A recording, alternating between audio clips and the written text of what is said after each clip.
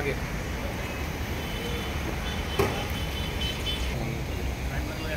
आणि किती आरोपी?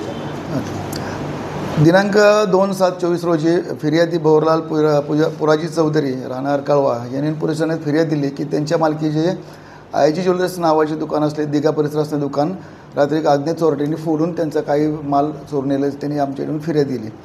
त्यांची आम्ही फिर्याद तात्काळ दाखल करून घेताच 2 पथकं मी तयार केली स्वतः, API कुंभार तसंच PSI शेळके 2 पथक तयार करून तात्काळ आरोपीचा शोध व गेलेला माल हस्तगत करण्याकरता त्यांना सूचना देऊन रवाना केले.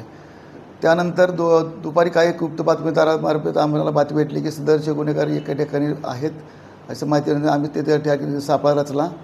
API कुंभार त्याचप्रमाणे PSI दीपक शेळके तसं त्यांचे पथक दोन्ही टीमने तात्काळ त्यांना ताब्यात घेतलं. त्यांचे अंगजडती घेतला, त्यांच्याकडे चोरीस गेलेला मुद्देमाल, त्याचप्रमाणे त्यांच्या ताब्यात असलेली मोटर 4 व्हीलर जी सिल्वर कंपनीची गाडी आहे, दुकान फोडण्यासाठी लागणारे gas cutter, cylinder, oxygen cylinder cutter वगैरे काटवणे साहित्य त्यांच्या ताब्यात मिळून आले. त्यांना तात्काळ त्या सदर ताब्यात घेऊन त्यांची अंगजडती घेऊन त्यांची चौकशी पंचनामा जागीच केला व त्यांना आणून सदर गुन्ह्यामध्ये अटक केलेली आहे. चौकशीमध्ये या चौघांवरती अजून पण अशा प्रकारचे काही गुन्हे निष्पन्न झालेले आहेत का?